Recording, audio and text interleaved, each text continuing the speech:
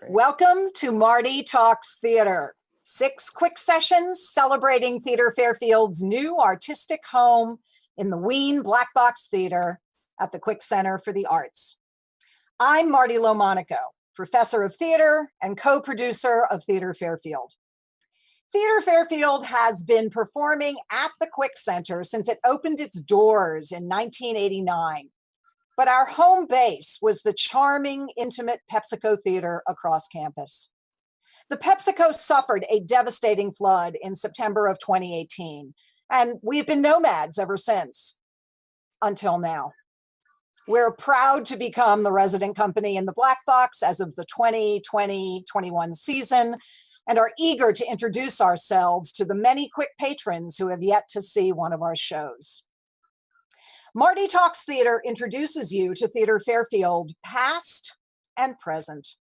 The first 3 episodes, which will be today and the next 2 Wednesdays in April at 4 p.m., are interviews with outstanding graduates of the theater program who began their careers right here at the Quick Center. The last 3 episodes in May will move to Thursday mornings at 11, and will feature leading actors in our production of Shakespeare's Titus Andronicus, which would have opened next Monday, April 20th, in the Black Box. The full schedule of programs is available at the Quick Center's website. For the inaugural Marti Talks Theatre, I'm thrilled to welcome back to campus Jared Mezzochi, a 2007 Phi Beta Kappa graduate of Fairfield who was a theater and film double major. I'm going to give you a little bit of background so you understand Jared's journey from the Quick Center to the world. He left Fairfield and immediately went on to take his Master of Fine Arts degree in Performance and Interactive Media Arts at Brooklyn College in New York. And from there, he went on to direct and design in the United States and throughout the world. In 2012, he received the prestigious Princess Grace Award, the first projection designer to be so honored with this National Theater Award. Jared made his off-Broadway debut in 2017 at the Manhattan Theater Club with his projection design for Viet Gone, written by Qui Wen and directed by May Adrales, which won him an absolute pile of awards. The first Lucille Lortel Award for the category of Outstanding Projection Design, an Obie Award, the Obies are the Tony Awards for Off-Broadway, and nominations for the Outer Critics Circle and Drama Desk Awards. Jared is a tenured faculty member at the University of Maryland, College Park, where he leads the projection design track in the MFA design program. And not surprisingly, he is heavily involved in theater in and around the nation's capital. He is a resident artist at Woolly Mammoth Theater Company in Washington. He wrote and directed an adaptation of Oliver Jeffers' book, How to Catch a Star, at the John F. Kennedy Center for the Performing Arts. And most recently was co-director and projection designer for The Curious Incident of the Dog in the Nighttime at Roundhouse Theater in Bethesda, Maryland, for which he received a 2020 Helen Hayes nomination for Best Directing. Jared grew up in New Hampshire, and he returns there every summer as the producing artistic director of Andy's Summer Playhouse, an innovative children's theater producing original work by professional artists from across the country. I invite you to check out his website, Jared Mezzochi, at jaredmezzochi.com, and that's 2 Z's and 2 C's when you spell his name, where you can also find a link to his successful TED Talk. Jared, it's a great pleasure to welcome you back to Fairfield. It's great to be back, Marti. Thank you. Great, super. So I think we're starting with a video of your work, which is a quick 1 minute and 10 seconds. Yeah. So I'll let you introduce that. Great. So you're just about to see some video clips, a compilation of images from all of my work as both a projections designer and as a multimedia director. And you'll see the tag card that changes that from one to the other. So enjoy the work. Yeah. Thanks.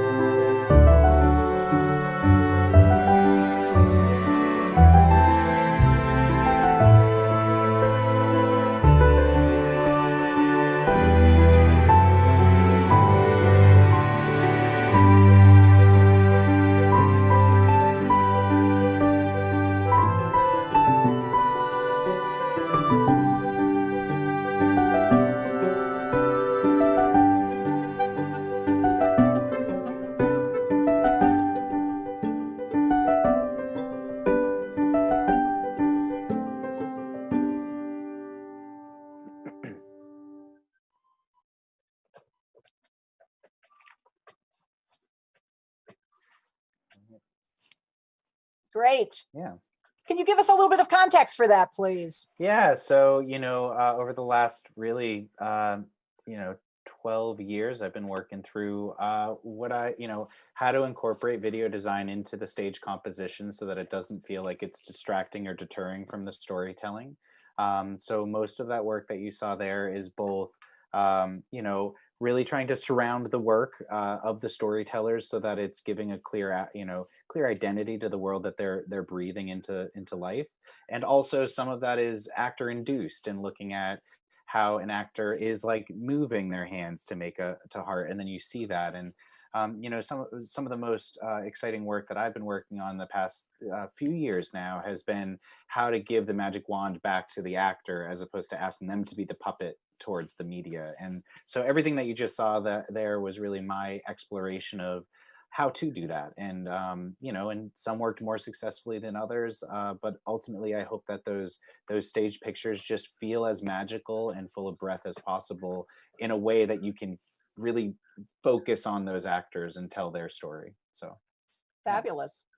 So you started as an actor, and I you did. started as an actor right here at Fair. Well, actually, I'm sure you were acting in New Hampshire before you got here, but you did a lot of work at Theatre Fairfield in the Quick Center when you were a student.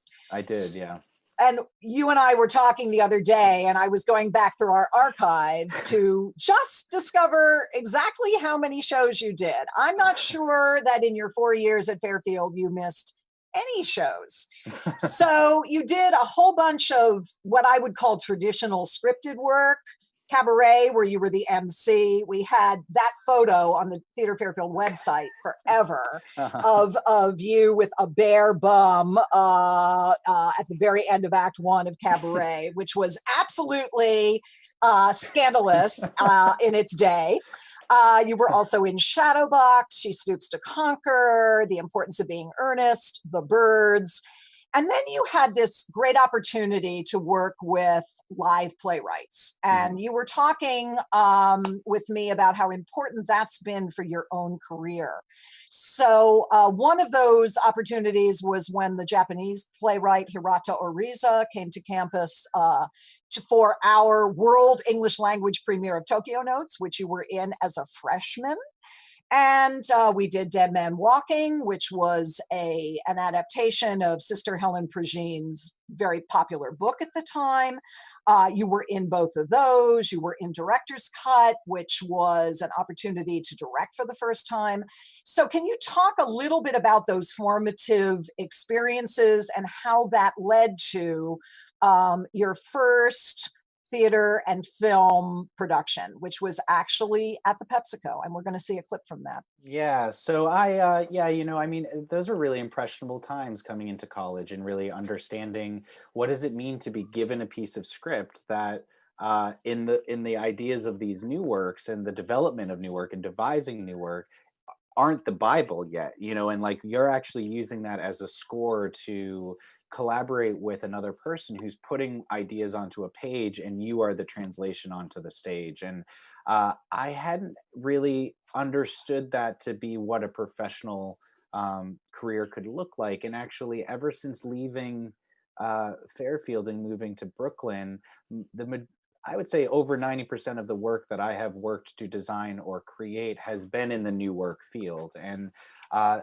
all of that, I mean, working on Tokyo Notes and meeting that playwright and working on Dead Man Walking and meeting Sister Helen Prejean and looking at script to be like, let's move these words here. What do we think? And understanding what that can do to the ultimate product of the piece suddenly actually told me that that's what I want to do. I want to do that for the rest of my life. I love that idea of cultivating that kind of collaboration in a room. And so I went on to explore what it meant to be in my double major that way, which was film and theater, or new media and film and television, as a separate department, and bring those two things together. And I took some of those impressionable moments from both my sophomore and freshman year, and in my sophomore spring actually is when I started to really explore this, which we have a little clip of, to try and figure out what that was. And I worked with Jodie Fow, who was I mean, we we're in so many of those plays that you just named together, and discovering our friendship, which I deeply appreciated during that time. And to bring her onto this piece saying, I have no script, I have an idea, can we work together on this and figure it out? While I know the skills I need in my film background to be brought into what I know to be collaborative in the theater background. And so that's where we started that exploration, and at the Pepsico, and then ultimately to the Quick Center. Those explorations changed my entire life and career, because I found myself in that, and I found my artistic impulses in those moments. Yeah.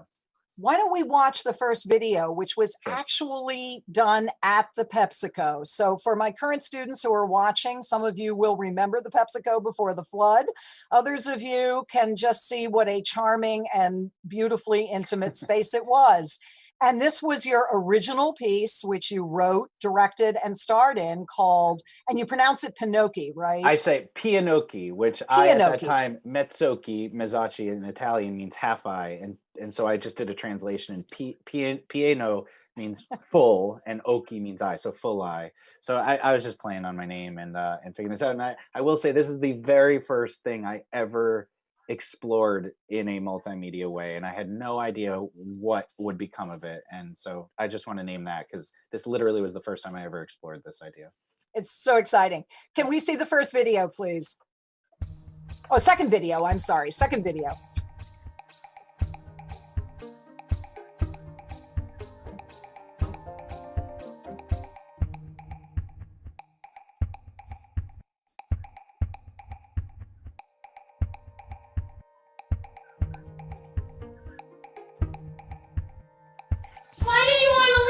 Because, Jody, in here, I'm limitless. Limitless? I can be far away or close up.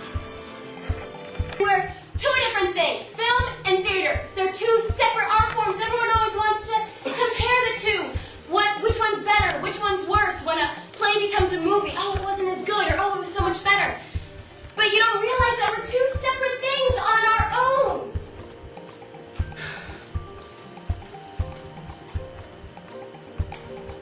Now I'm on my own.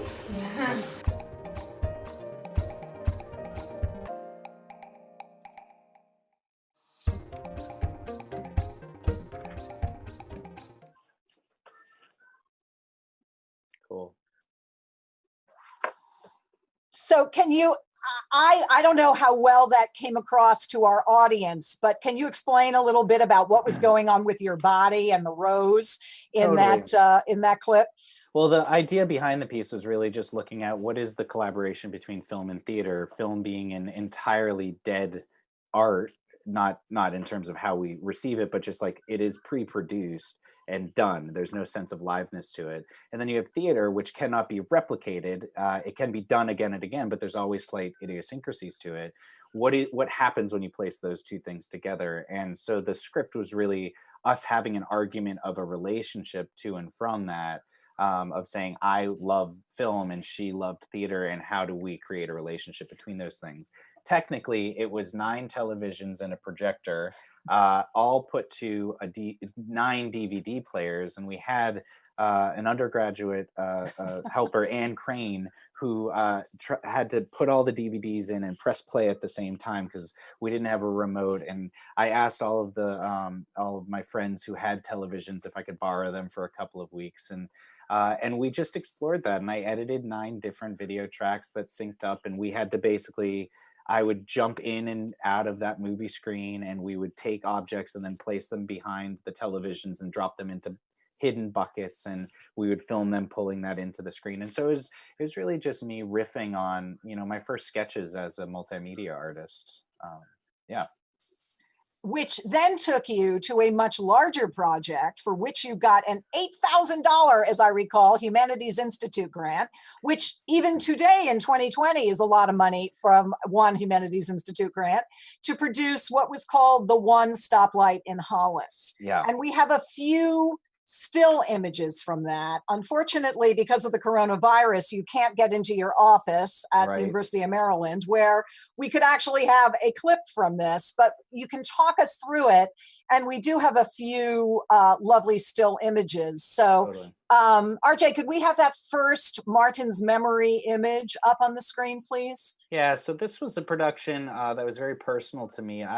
Right before I did a Pianoki, my dad passed away unexpectedly, and that's what really sparked all of this, because my eulogy was all about, and I talk about this in my TED Talk, my eulogy was all about this kind of pushing my father from mortal to immortal as an idea. And so the eulogy was the beginning of what was the script that became the One Stoplight in Hollis, New Hampshire being where I was born and raised. And so it's a 3-screen setup, and we filmed in real time. We filmed these scenes and had the 3 cameras like a television set would. And instead of editing them together, we just played them out all at the same time code, so that you could get 3 very different angles of the same image. So you're seeing here on stage right side, you're seeing the character of me actually, Martin, who's in green, and then on the stage left side is my father, the character of Michael, in close up, and then in the center screen is actually them talking over the island in the middle of the kitchen. And so it feels like a television studio, and the piece is all about my father having to jump in and out of these memories, and the memories are unalterable. So then he jumps out of the memory and speaks to people in purgatory to edit it and say, no, that's not really how it went, even though that is how it went. And so you start to have this dialogue between the permanent and impermanent of our memory and our life and the meaning of it. Great. Could we have the next photo, please, which cool. You took the live actors up to New Hampshire. Yeah. And I love this photo because it was obviously taken during a snowstorm. It was freezing. It was freezing. It was February, and I talked to the police in the center of Hollis, and they said we only had this one night. It was a holiday weekend. They would block off the one stoplight, so you can imagine the traffic would be insane. So they said we had access to it from 1 a.m. to 6 a.m. on this one night. And we filmed. We put a dolly track out. We took all of the film equipment from Fairfield, and we went out there. And unfortunately, it was the worst blizzard of the year. And so we got access to the restaurant at Four Corners right there, and they gave us warmth. And actually, the owner of that surprised us with all these meals. And we spent that whole night. And people would drive up that knew that we were filming, and they would give us sandwiches and potluck. And it was all my hometown families. And I get emotional looking at it because we had actors. I mean, we used that $8,000 to put auditions on Backstage.com. It was all New York-based actors. They trusted the situation with this like 18-year-old kid who had this crazy idea, and we all went up there. And I had about 16 or 17 students that were my crew, and we had to remove the dolly system from the center if somebody had to drive through, and then put it back. And so we had all these systems, and I look back on that. I don't think I've had as a courageous of a moment as like stopping the center of my hometown in a film shoot. And that's pretty awesome to look back on that. So that's fabulous. Yeah. That's fabulous. So this was performed at the Wien Blackbox Theatre back in 2007. And from then you went to Brooklyn and your career took off. At this point, I just want to ask our audience, if you've got questions for Jared, you could start sending those to us.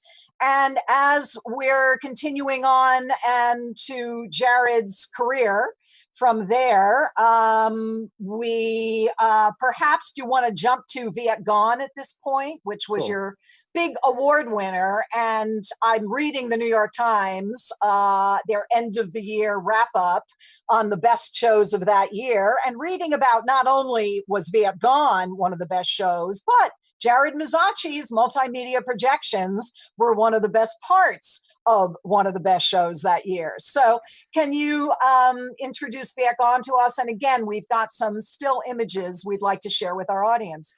Totally. So Viet Gone is based on a true story of Quy, the playwright Quy Nguyen. His parents survived the fall of Saigon and the Vietnam War and came here. You can just crossfade through these, Rodney, if you want.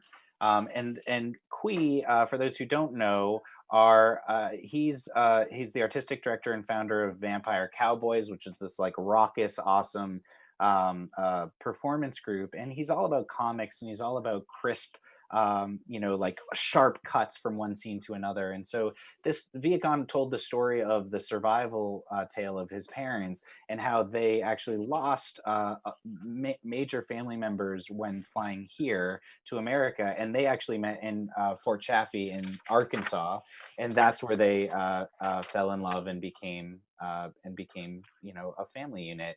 We decided to turn everything into a comic strip storytelling aspect, because we felt that the play was actually not, the protagonists weren't necessarily the husband and wife, but actually the playwright putting a lens on how he was experiencing the story of his mom and dad.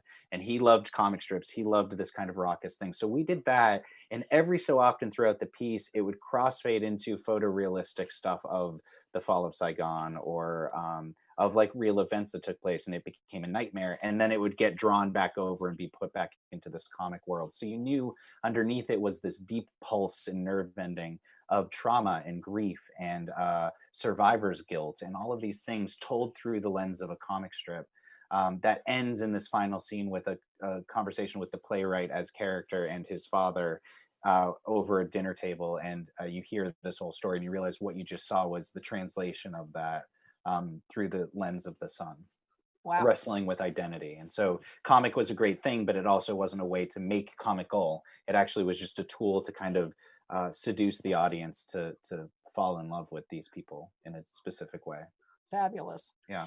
Because we've got a few more videos, I think we should probably keep moving just so the audience can see your work, which is very exciting. Great. So the next video is from How to Catch a Star, which was your adaptation of a novel.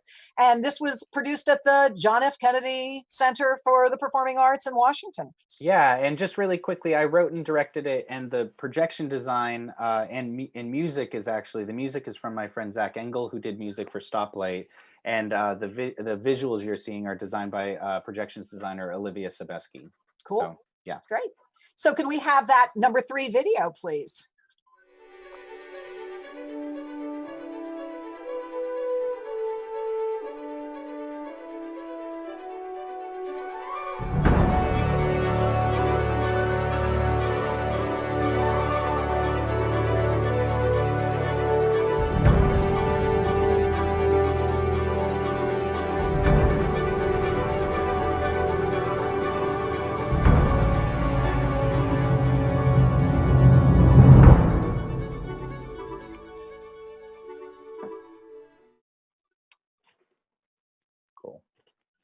Yeah, so a little preview there. Nice. Of that stuff. And yeah, it's a children's book that tells the story of a boy who goes to sleep at night and wants to catch a star.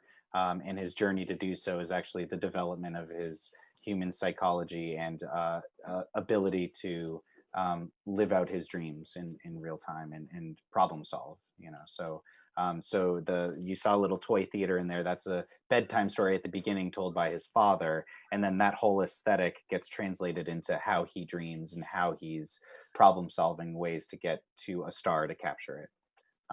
So, yeah. Nice. Yeah. And finally, we have a video from your production last year of The Curious Incident of the Dog in the Nighttime, which coincidentally, I was directing right here at the Black Box at the same time you were doing this in Maryland. Yeah. So a very different production though.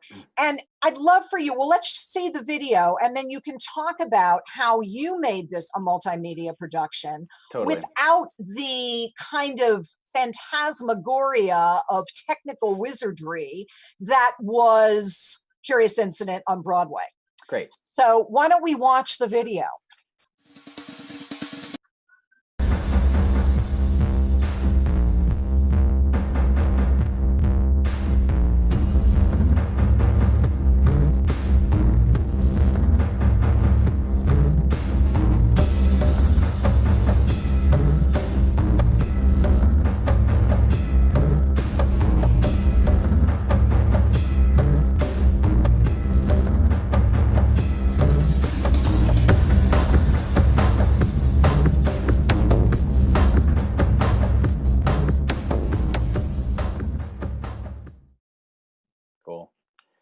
Yeah, so what you saw there, and some of what you saw earlier in the in my little reel that I had of Christopher Boone drawing the heart and stuff. One of the big things that we wanted to do is make sure that the projection design was an extension of Christopher Boone's perspective of the world. So everything that we did had to coincide with the actor's toolkit that Harrison Bryan, our lead, was looking at in terms of who Christopher Boone was. And so we pulled from the script that he likes Tetris, he likes video gaming.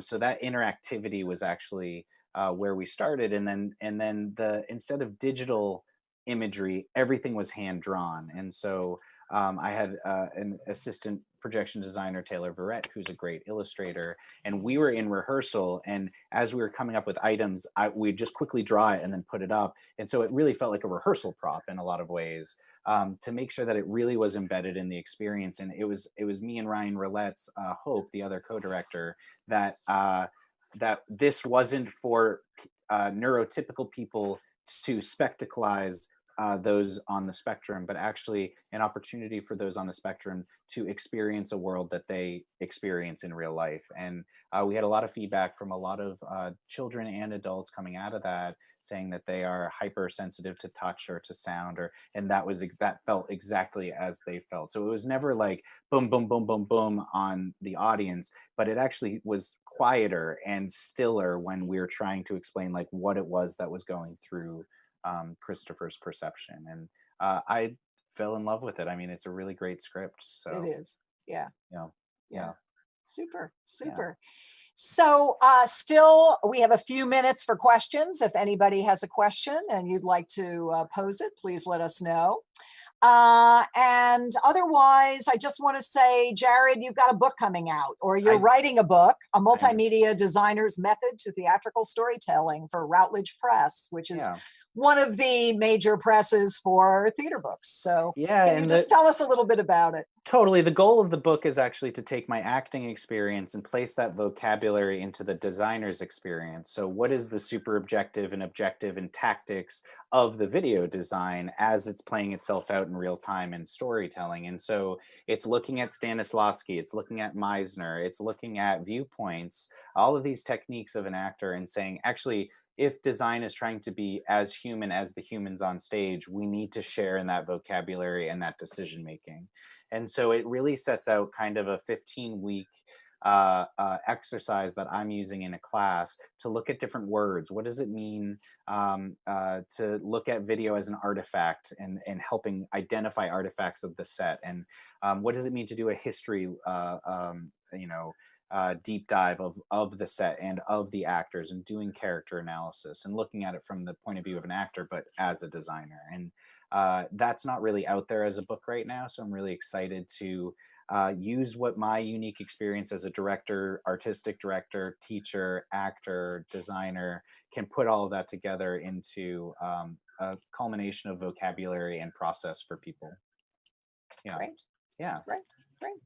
I think we're out of time. I just want to thank you for coming back to Fairfield and sharing with us your life post Theatre Fairfield and post the Quick Center, and know that you're always welcome to come back and be our guest at any time again in the future. Thanks to so our much, audiences. Marti. Yeah, thank you. I'll be back next week, Wednesday at 4 o'clock, this time with our graduate, little older than Jared, from 1996, John Power, who is the Senior Vice President for Casting for Warner Brothers Television in Hollywood, California. So we'll have another story about his journey from the Quick Center, this time to Hollywood. And we'll see you then. I hope you'll join us. Thank you again, Jared. And goodbye to all.